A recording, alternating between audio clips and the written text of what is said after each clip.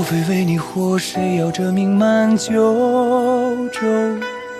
爱为我所用，才不枉生无敌手。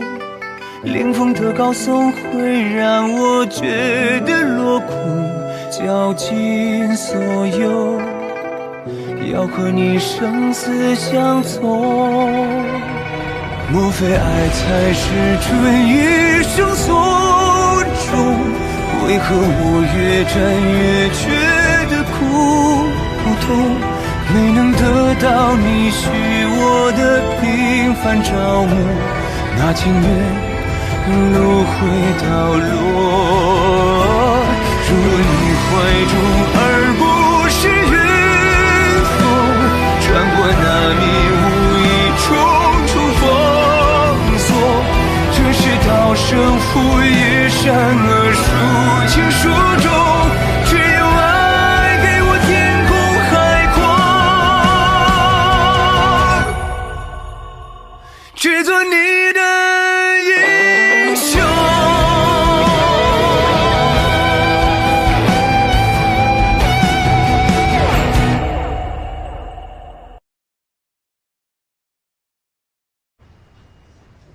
既然知道我的身份，为什么还要在我面前惺惺作态？都说燕州双叔绝色貌美，我就是要亲自看一看，品一品，你奈我何？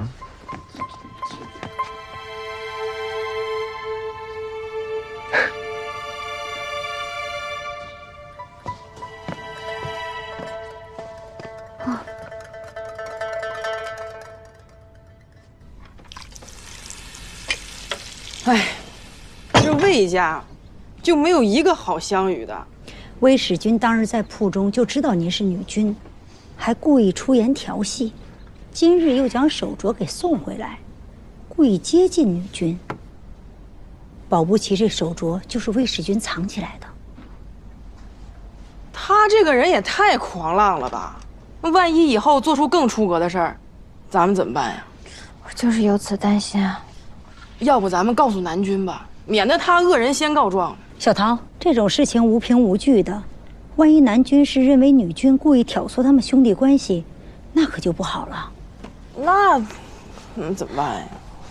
手镯丢了，我敢告知他与他商议，可他表兄出言无状这件事，我是真的不知道怎么跟他说。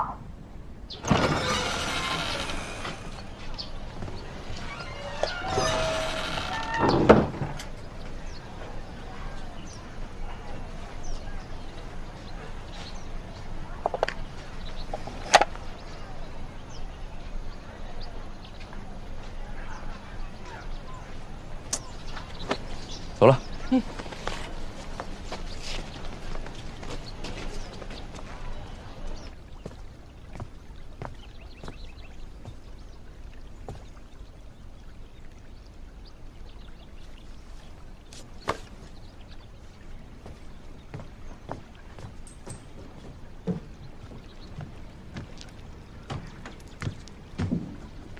南君回来了，手镯的事儿不必忧心了。这是玉镯找到了。找到了。南君说的是，我不用再为玉镯的事忧心了。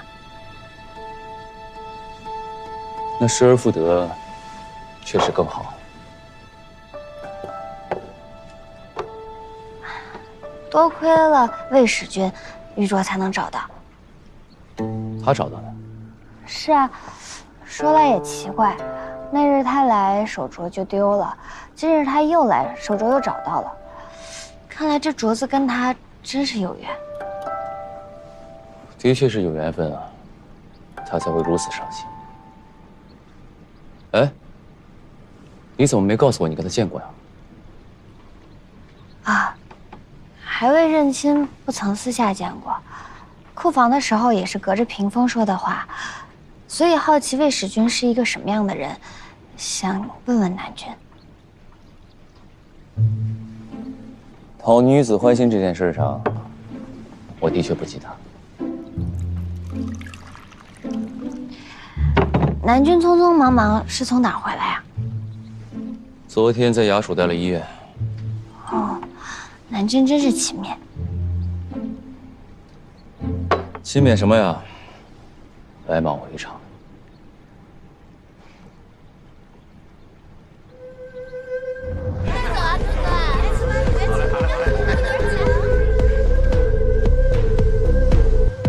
这是哪家女郎啊？不，夫人装扮，是位夫人吧？怎么这次角色没受标记呀？直接。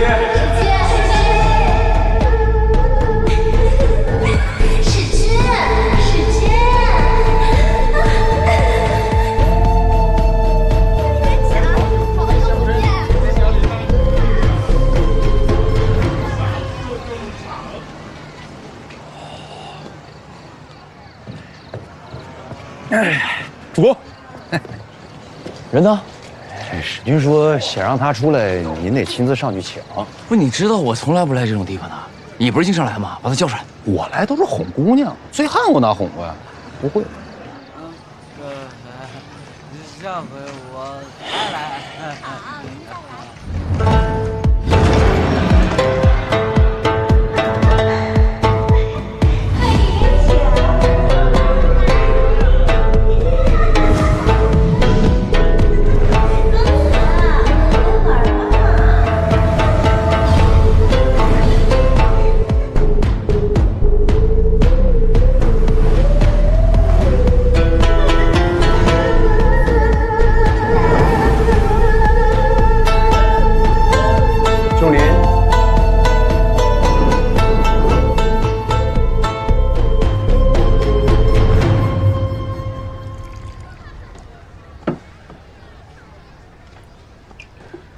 既来之则安之，去照顾好威侯。是，威侯。走开，走开！好了好了好了，既然威侯不需要，都下去吧。是。不是你表兄，你干什么呀？你明知道我不喜欢这种地方，还约在这儿见面。今日有一事，想请你帮忙。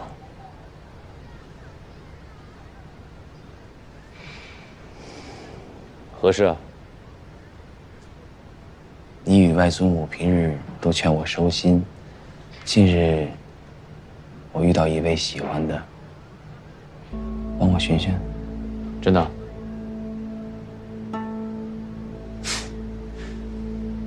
你若真能收心，远离这些风花雪月的地方，我自然会帮你去。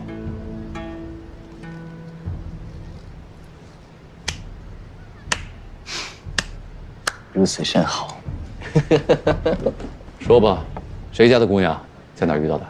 在豫郡，但也不知是谁家的夫人。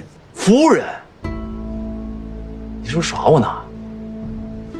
话说得好听，真到我有事求你的时候，就是这种态度。这是帮忙的事儿吗？你调戏人妇，何等无耻！这话你还好意思说出口？你跟外祖母不过就是看我留恋酒肆，辱我家风，非要说什么好话，说替我筹划未来。你要真能收心的话，这魏国最好的女子，祖母也替你学的。罢了罢了罢了罢了，我可不是你，为了权势，可以和仇家的女子在一起，我可咽不下这口气。感情这个事儿你不懂，感情得相处之后你才知道两个人合不合适。哎，好了好了，我不是你，没有闲情，在一个人身上空耗着。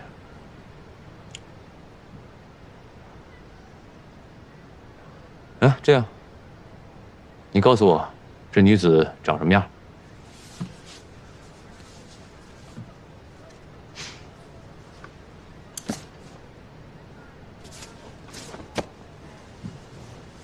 放心吧，我一定替你找到，然后去告诉人家，安分守己，远离你。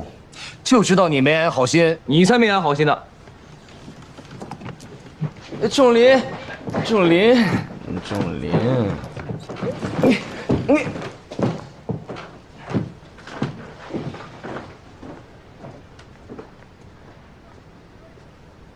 世君，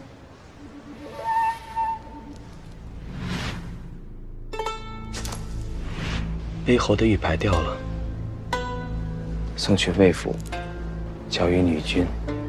瞧着魏侯刚走，且追上去，还给他便是。我说的话没听清吗？是。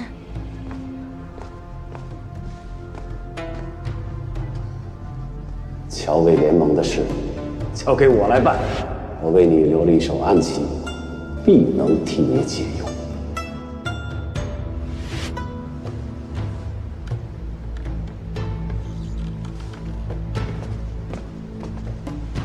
少主切不可忘记，此番回来魏国的真正目的。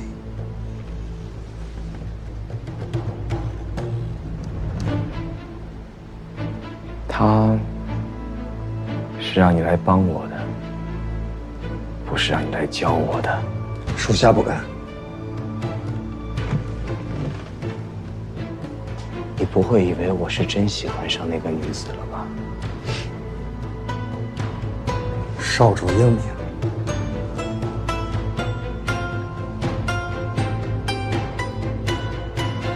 这大半夜的，主公给咱们叫过来要干嘛呀？我这刚到罗中坊，这屁股还没坐热呢。不是罗中坊那么多女子，你就不怕挑花眼吗？你就不懂啊？这各个女子都有各个女子的好，你这榆木脑子什么不明白？哎呀，我咋不明白了？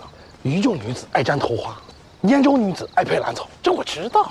什么兰草？我看燕州人最爱的是墙头草。笑说的对。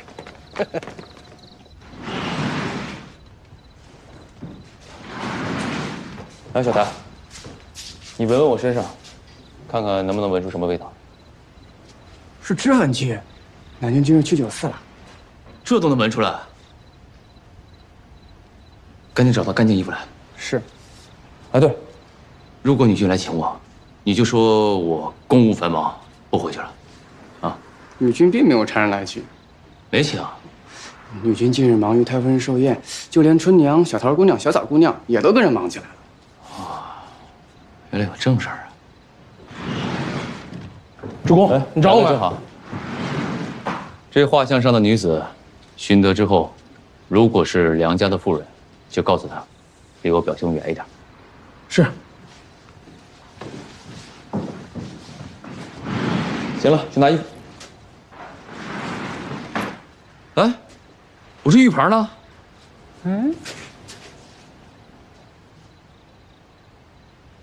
没有啊。哦，许是落在寝屋了，奴去问问女君。哎，回来。不可能，今早出门的时候还在。你派人出去给我找找，此事不得声张，尤其不能让女君知道。是。女君，女君，怎么又毛毛躁躁的？女君，这个是罗中坊刚才一个酒娘送过来的，说是南君留下的。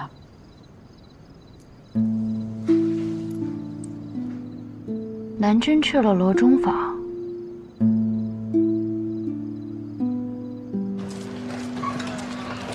寻人所记是魏朵的本事，他不在，主公让咱们出来找，上哪儿找去？那咋办呀？张榜，悬赏寻人？疯了！使君的心上人，大张旗鼓的能行吗？别废话，打开看看。这不猜的了吗？也不知道谁记的呢，半天也猜不开。仲哥，灌溉呢？那是不是小头了？这哪是小桃？这比小桃小了2号。不是，你看谁都像小桃。不是小头吗？快点！呀，这是小头！你眼睛长毛了，这哪是小桃？身量纤纤，怎么可能是他？这不就是画的吗？你看有头发，有衣服，还长这么好看，还有个燕州兰草，那就是小桃嘛。有兰草就是小桃了。燕州来的为什么不能是春娘呢？春娘？没这么年轻嘛。就是小桃。要是小桃的话，我觉得倒是好事。史君万一喜欢的是小桃，免去我们一桩烦恼，省着这丫头每次见到我们都威胁要嫁给我们。说的对。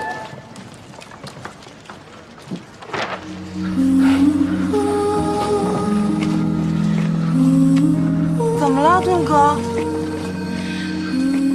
是史君找我吗？这是不是你了？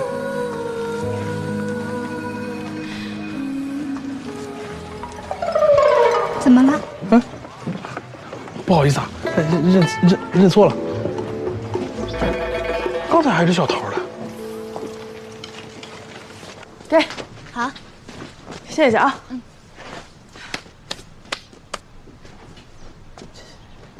哎，南军衣服啥时候送来的？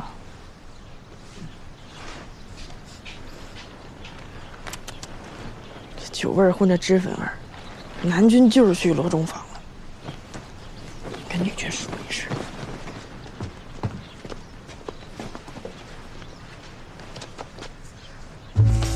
小桃姑娘啊，不是我说，魏良将军，大白天的你不上教场练兵去，成天往后宅跑啥呀？南军都没你来得勤。我这不只是为了给主公办差吗？后宅能有你什么正经差事儿啊？行了，你这2日有没有出府了？怎么了？那就出去了。哎，我出去怎么了？哦，行，你们男人整天流连酒肆，我们女人家出去逛个集市都不行啊？不是逛集市归逛集市，但是碰见陌生男子，你该避也得避一避嘛。啥意思？我是个粗人，不会讲话，但是我为了你好啊。魏使君是个啥样的角色了，你心里应该比我们清楚呀。我们兄弟4个人加起来都没他一个人坏嘛。徐太夫人不约束啊，主公也没法管。你不能被他的花言巧语蒙蔽了心智，动了不该动的心思嘛。这事儿，连你都知道了？那可知道了。那也不能赖我呀，我能有什么心思？你别胡说八道啊！我真是为了你好呀！你看看，人家这样找你，画像都画出来了，四处寻你了吗？你要是真想嫁人，你从我们4个里挑一个呗。我还挑一个？你们4个都跟你一个眼神啊？你这是我吗？嗯，不是你啊？这不女军吗？哦，不是你哈。哎呀。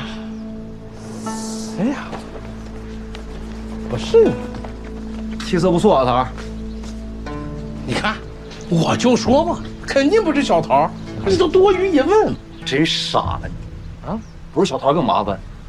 呀，那魏使君看中的是女军，那你也看中的是小桃啊？不敢瞎说。哼。什么？使君进仙闹到了南军处啊？女军。在这个节骨眼上，绝对不能怄气，需要跟南军解释清楚，是使君浪荡，跟我们没有关系。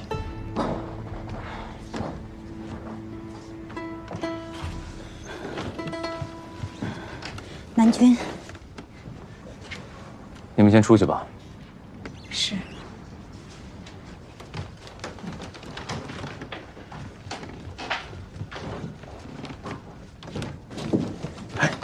咋样了？吵起来没有？你少在这猫哭耗子啊！哎，我看你巴不得南军训斥女军，然后再找个理由把我们赶出余郡，赶回燕州。可不敢瞎说嘛！怎么回燕州回燕州了？我们从来没有赶过，是你们想回的吗？我们可没赶。回燕州回燕州嘛，没出息。哎呀，2位将军，求求你们别再吵了。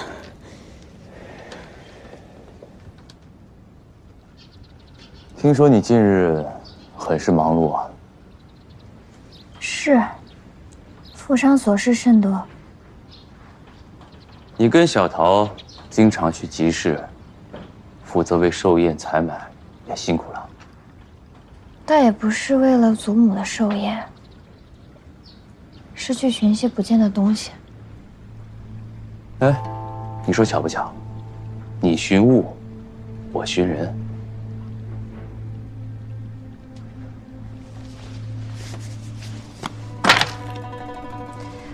不知道南军寻人顺不顺利？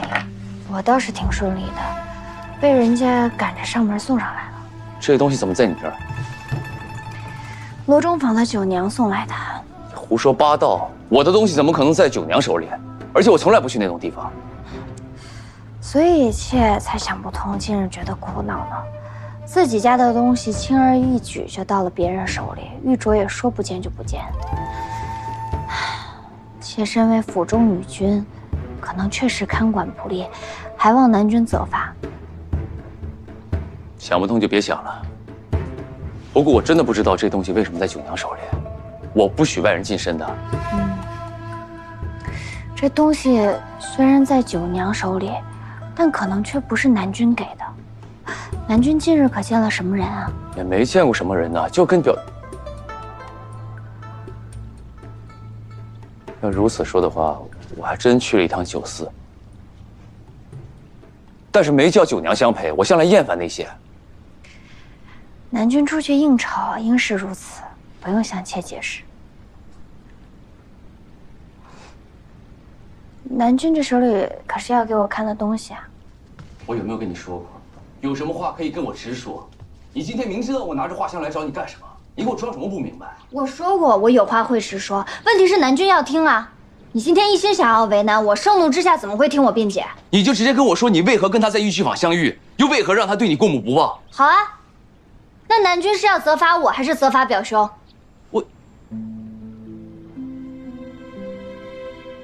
你认为我跟他有兄弟之情，怕我空信他一面之词，但你有没有想过，我跟你是夫妻，我也想听听你如何解释。这人非草木。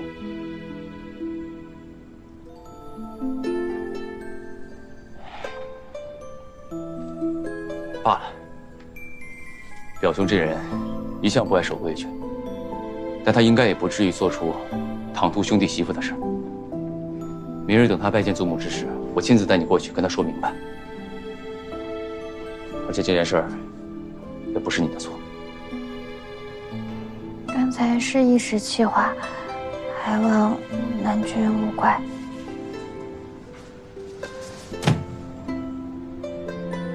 这事就当过去了，以后不要再提了。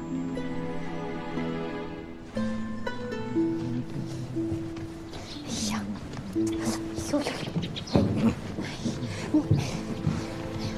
你外祖母啊，早就备好了各色糕点，就等着你来。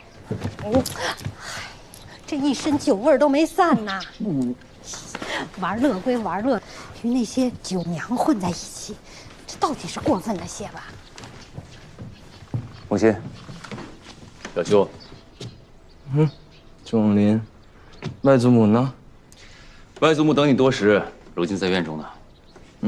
哎，等一下，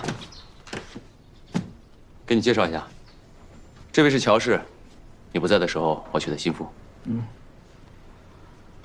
表兄，弟妹。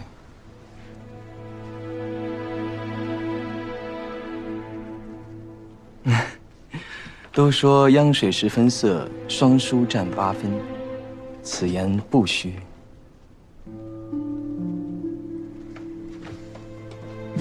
那是自然了。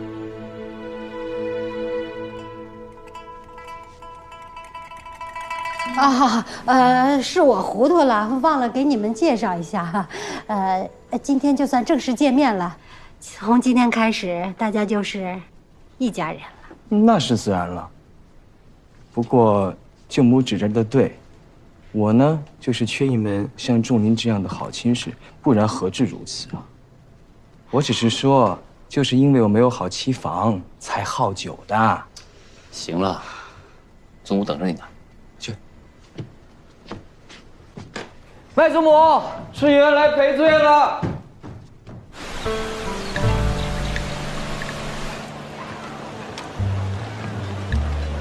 哎呀，恭迎魏将军！魏将军一路奔波辛苦了，府上已经准备好了酒菜，为魏将军接风洗尘。来，不必麻烦。永宁渠进展如何？永宁渠进展得非常顺利，再有些时就可以竣工了。只可惜呀，听说兴都那边进展的有些缓慢，得等他们竣工了才能通渠。县令先带我去看看永宁渠。也好，魏将军这边请。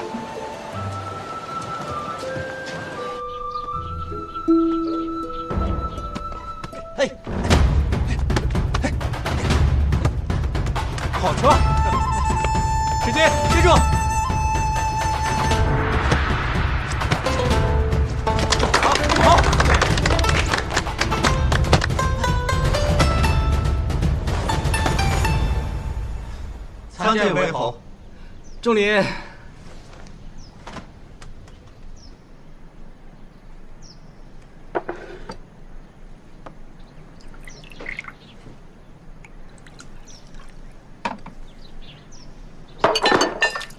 为何赎罪？事情冒失了。无妨。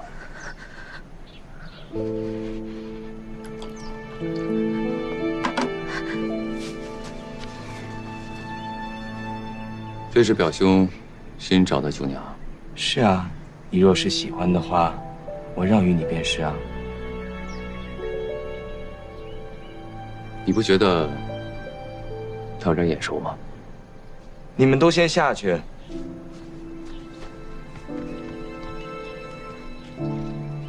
钟离啊，我看你现在看谁都像是你家的乔氏。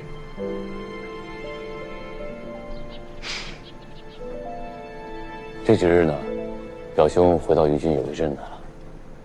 之前都是因为琐事闹得不开心。这事怪我，我应该早点让你跟乔氏相认的。来，给你赔个不是。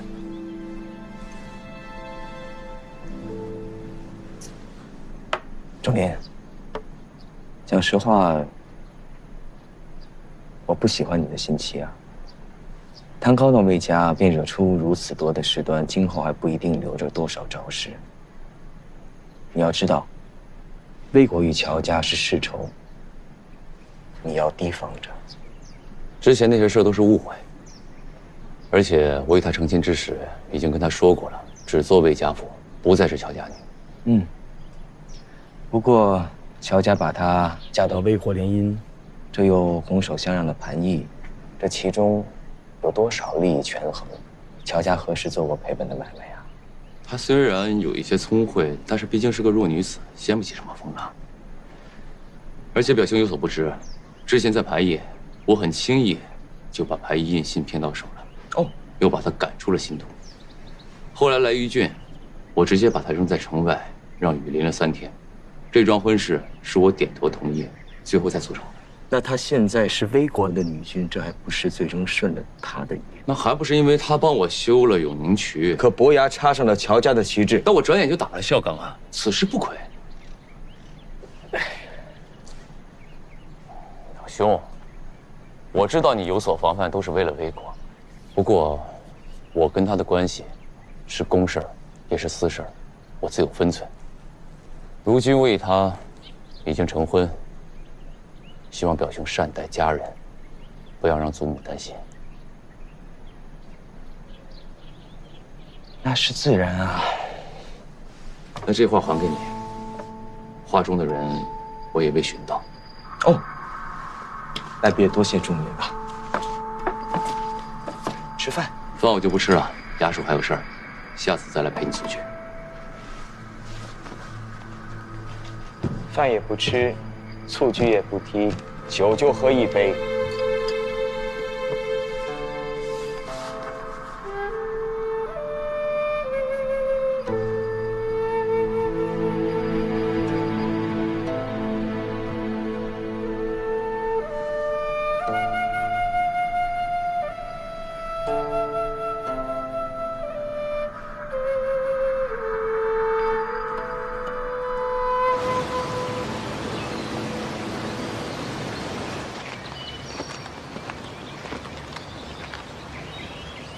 将军，如今两地都已竣工，下游疏通，上游也已完成蓄水，只待开闸永宁渠便可正式开渠。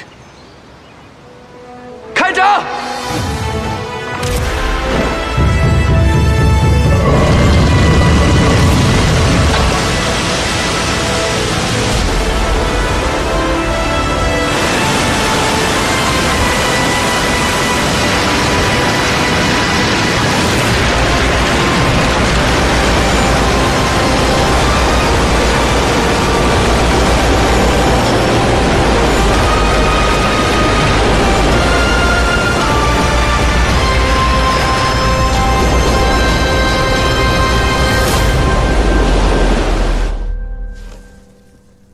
只知道荣郡闹饥荒，没想到如此严重啊！今年荣郡少有雨水，灌溉水不足，由于干热风导致小麦枯守，粒重较往年减产过半。我们郡守实在是没有办法了，特地叫奴前来求助主公。荣郡时有旱情发生，去年就闹过饥荒，幸亏有主公调粮，虽然价钱高了一点，但是勉强说得过去。今年除了余郡，魏国全境收成不好，要再想调粮，恐怕有些困难。饥荒要是一起，百姓无论是反是逃，对政局都不稳。这民间素有囤粮大户，向他们收一点，哪怕价钱高一点也无所谓。我们郡守说，主公在外面打了3年仗，民间囤粮早已所剩无几。不，咋又说回我们了嘛？啊，这不想想办法了吗？难道让百姓自生自灭？那汉军那边呢？已给魏典将军去信，让他协调调粮。回信说已无粮可调。这个魏典，那荣军的粮食还能撑多久？最多1个月。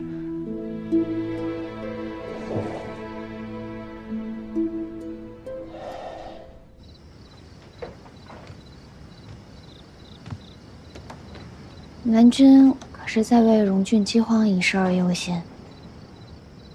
你消息倒是灵通啊。今日小谭来送荣郡郡守给祖母寿礼的时候知道的。百姓受苦，切勿心忧。南军要是有什么难处，不妨跟我说，望能为南军解忧。先吃饭，不谈正事。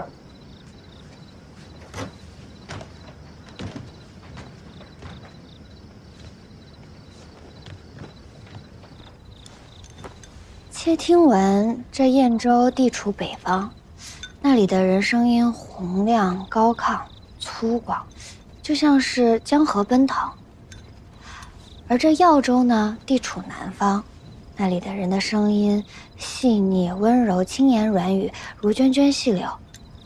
南君可知为何啊？原来这人的嗓音粗细和他们喜欢吃的食物有着密切的关系。可真是一方水土养一方人啊！应该是一方作物养一方人，更为贴切。南君所言极是。听闻魏国喜种春麦，春麦的抗旱能力极强，就像是魏国百姓一样，性格坚韧。可是春麦虽好，产量却不高，若是遇到极旱的天气，便会颗粒无收。的确，这荣郡便是如此。那南君打算作何啊？只能向各郡县去募集粮食，看看能不能帮荣郡渡过难关吧。借粮可解一时之急，但绝不是长远之计。荣郡的饥荒源自旱灾，若是想根除此祸，南君是不是应该将这永宁渠一路向南修建，修建至荣郡境内？若是能保证灌溉，那从此以后就不会再有饥荒了。我看你想的不是想要根除此祸，是要祸水东引吧？南君在说什么？我听不懂。你可太懂了。这修渠需要大量人力、物力和财力。新都到荣郡路途遥远，若修此渠，我必然没有大量的精力去攻打燕州。而且这荣郡毗邻边州，我若修成此渠，我对边州的威胁要大于燕州。你不就是这么打算的吗？我可没有想这么多。以你的脑袋，想的只会更多。南君所言确实是妾心中所想，提议修渠，确实有为燕州谋划的私心。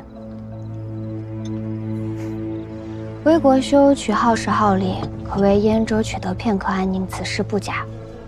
可若是此渠通至荣郡，可以惠泽魏国无数百姓，此事亦真。此渠要是修通了，可为燕州延数岁之命，但可却为魏国建万世之功。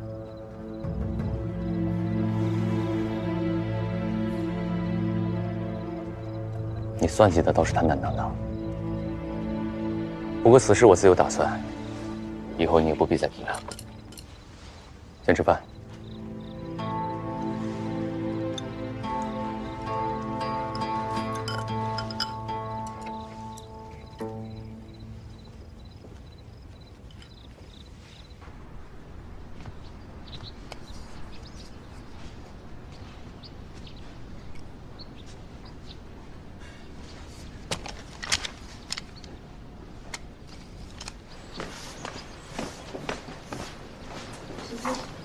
仲林在否？时君，南君现在在衙署办公，不在书房。好，那我便进去等他。恐怕有点不太方便进去。有何不便啊？难不成仲林在书房藏了姬妾？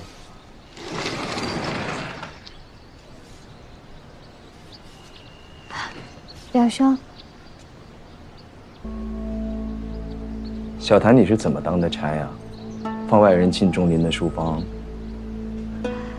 此事不怪小谭，是先前南君说过，如若我需要取阅一些资料、书籍，可以自己随时来拿，不需要再向他请示了。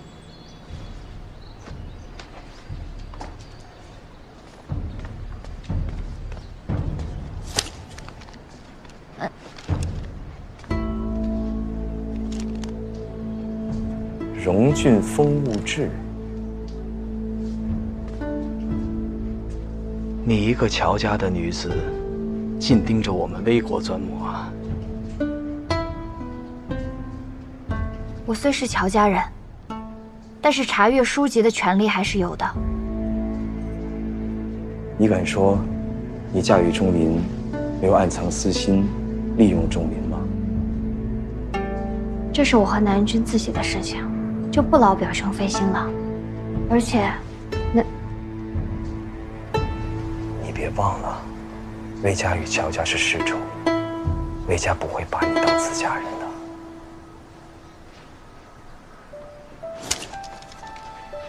先告退了。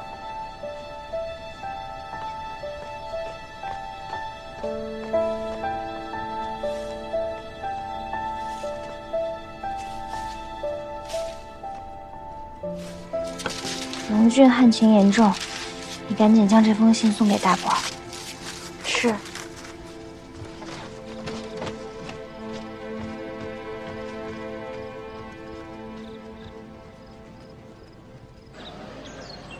此话当真？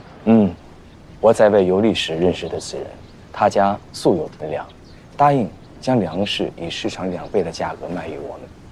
这些粮食虽解不了荣郡饥荒，但至少可以稍加缓解。多谢表兄，我待会儿呢就让魏良他们安排下去。仲林，有件事我不知当不当讲。表兄请说。昨日我来书房寻你，见弟妹出入书房自由，还拿了简牍。我知你2人琴瑟和鸣是好事，但他毕竟是乔家人。书房如此重地，你不设防？我都答应他可以随意出入了，哪有收回的道理？而且这屋子里也没什么重要信息的简牍，无妨。我问过小谭，他说弟妹拿的是《荣郡风物志》，你可知他今早向扬州送去一封奇信？表兄放心，女君心地纯善。我看是你心地纯善吧？此事那么可疑，你查都不查？你真的可以放心，因为那封信我已经逐字看过了，里面的内容就是记录了一些荣郡当地的风土雨水，包括百姓喜爱种植的作物。目的呢，也并非为了泄密，目的是向燕州求卖种。求卖种？这李军还是心系百姓的，他也期望有一天修通水渠之后，当地可以种植燕州粟麦。此麦种如果水土适宜的话，产量要比荣郡的春麦高出许多，这样就可以一劳永逸地解决荣郡的旱情。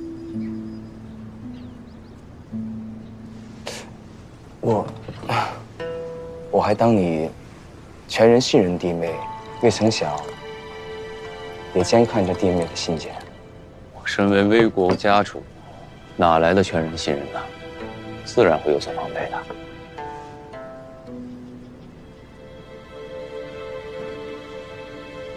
看来是我多虑了。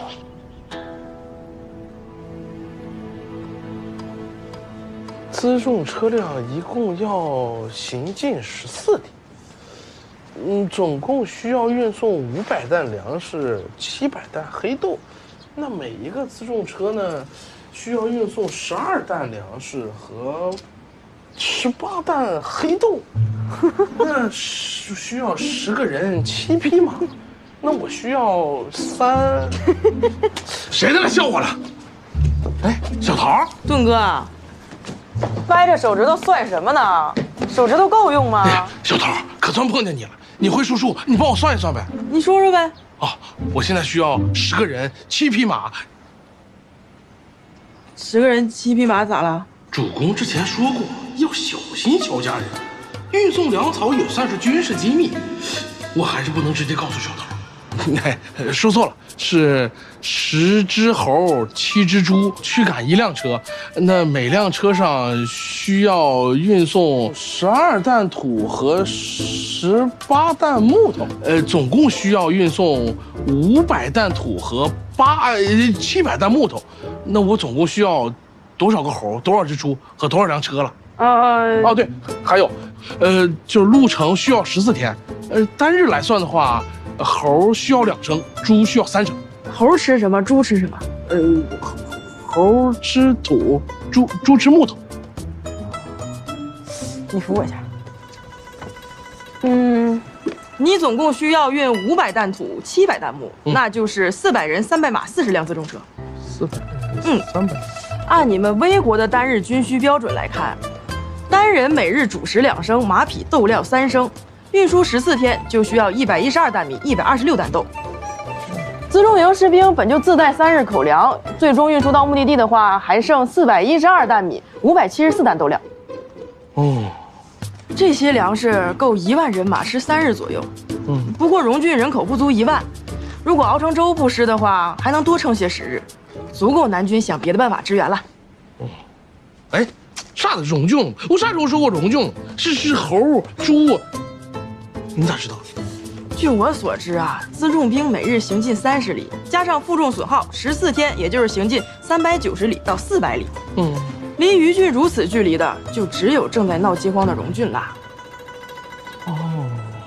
好好办差，欠我一个人情啊。主公准备这些东西是为了支援荣郡啊？这帖仔细写啊！哎，是。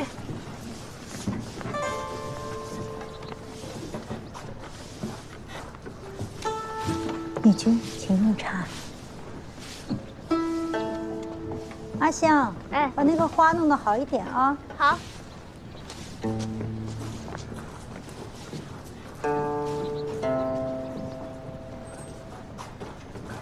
小枣，你再去拿些墨条来吧。要不这个字的颜色深浅不一啊。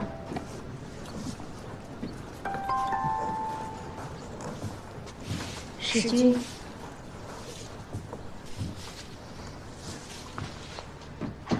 表兄，弟妹的笔墨高致典雅，真实自如其人，更有着墨香馥郁，与弟妹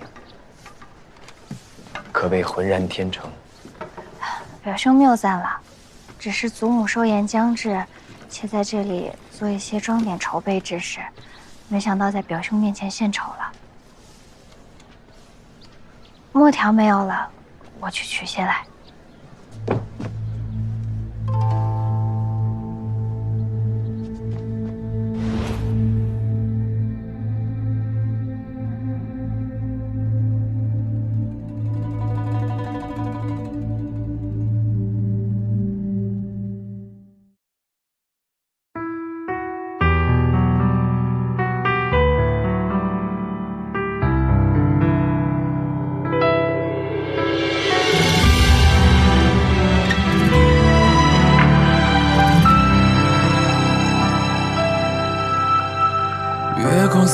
海无言，却隔岸。曾和西厢梦点燃，又怅然，划过我指尖，悄然拨动了心弦。恍若故人，却又隐忍痴念。情字心头无所求，皆只缘。曾辗转朝暮人间，难两全。烽火中聚散，相拥刻下温柔缱绻。惊鸿一眼，此生怎能忘却？我愿跨越山海，赴你的风月，等白首一如初见。江南烟雨不是落在你眉间，心上留恋。我愿斩断宿命，护你的笑颜。哪怕身后是风雪，再多浮生只为这一生思念。此生不枉然。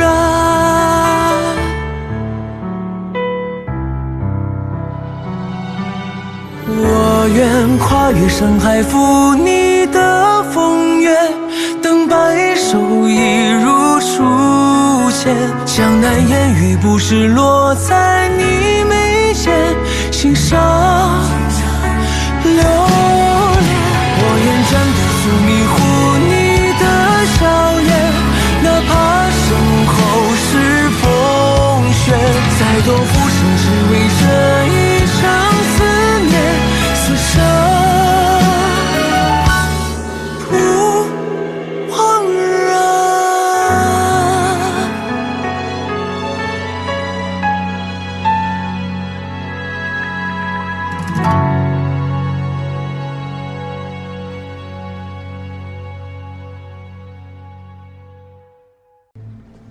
弟妹莫慌，我今日来是向弟妹道谢的。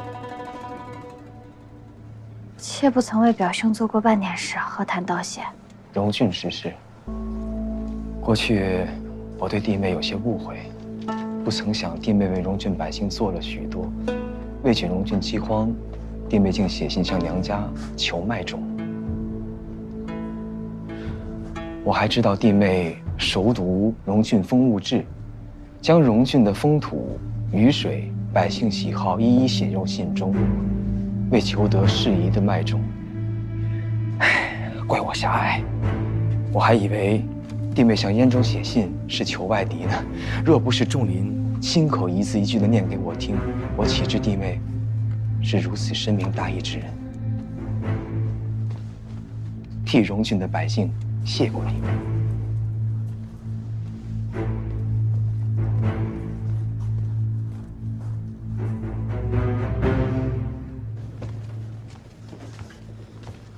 南军也太过分了吧！魏良那厮肯定早就知道，亏我还帮他算账，怎么运粮食去荣郡。哎呀，你少说两句吧，你还不嫌添乱？那我不忍心看女军这么受气嘛。咱们女军本来就是远嫁，好不容易在信里跟家人说点体己话，南军连这个都要监看。看信也就罢了，竟然还念给使君听。就是。严墨，我要再给燕州去封信。还去啊？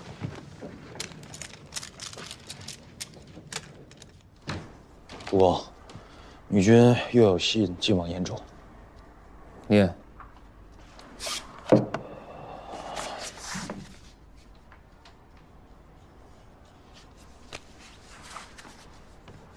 吾儿上前。念呀。女军的信，给你个机会。你这个念不就完了吗？其实啊，你们不用念，我也能猜到大概写了些什么。无非就是谈谈荣军的饥荒，再多求些麦种，诸如此类的。这女军还是心怀魏国的。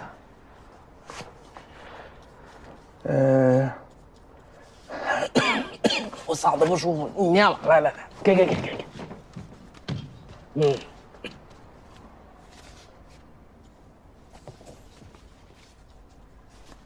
我书读的少，这几字不认识，我回去研究研究。平日就叫你多读些书，就是不听。如今如此简单。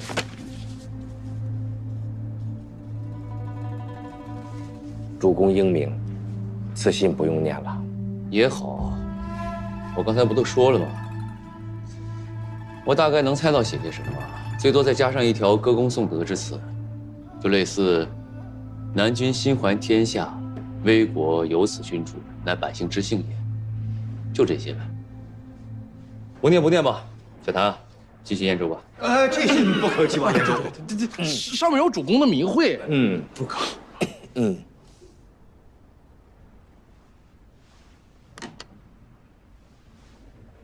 那给我看看。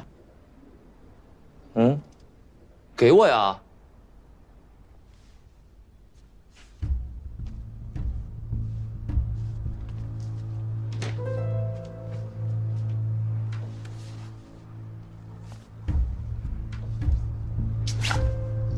军师，你今天怎么了？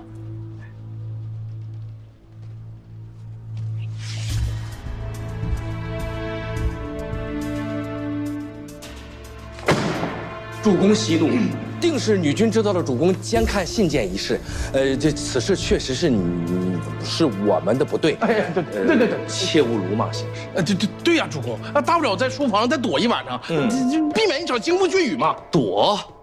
开什么玩笑！我定是要找他理论一番的。这悍妇真是越来越过分了。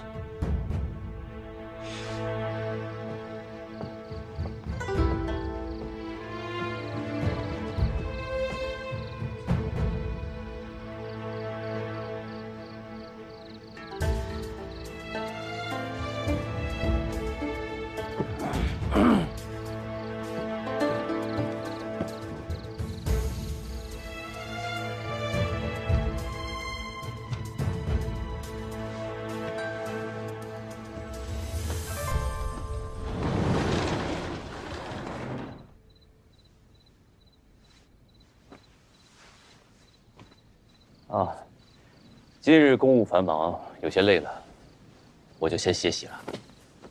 南君事事都要亲自过目，很难不累啊。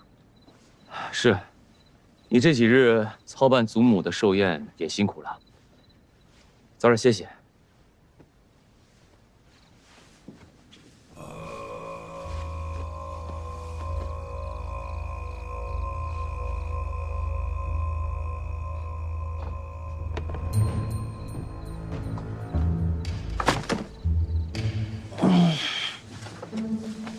这是祖母寿宴的菜单，请南君过目。你自己决定就好了，这种小事儿。妾刚刚入府不久，对大家的喜好还有忌口还不了解。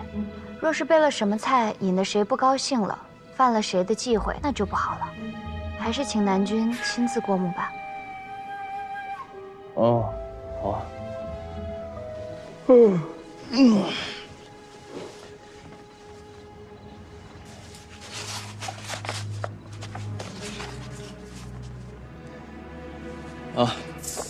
色香味俱全，毫无挑剔。早点歇息。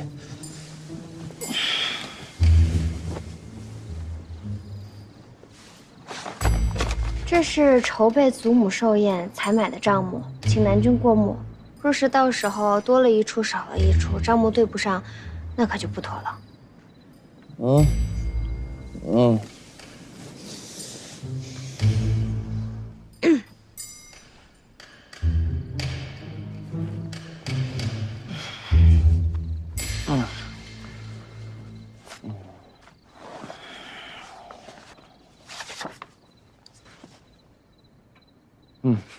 事无巨细，没问题。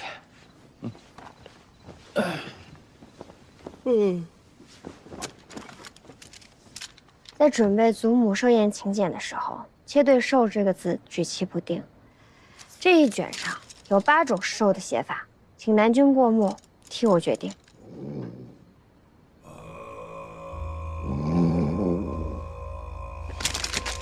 魏少，你给我起来！起来！起来！你叫我什么？你管我叫你什么？你为什么偷看我的信？不是你敢直呼我名讳？我告诉你，你以前凶悍也就罢了，如今上了一条不耻礼数。我跟你这种悍妇无话可说。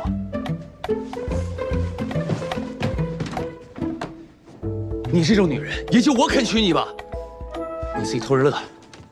你给我回来！你这人没好到哪儿去，整天疑神疑鬼，你骗不过就只知道逃。我有的是人要我，眼睛小，心眼更小，成了哥哥没有一点好处。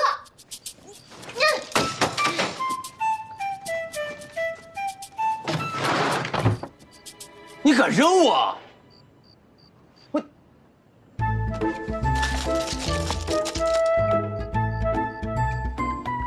我不跟你计较。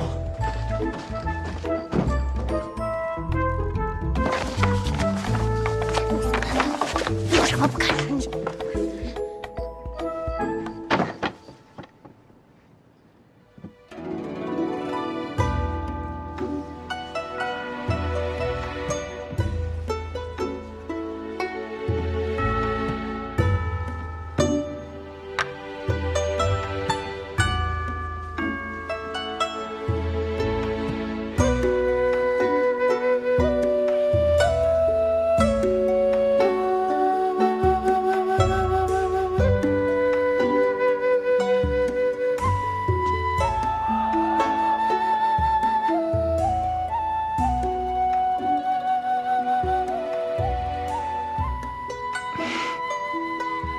隔岸观火，有什么新战况，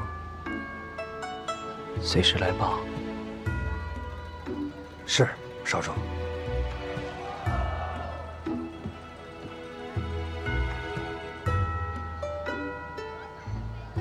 这小女子竟敢对仲林直呼其名，有点意思。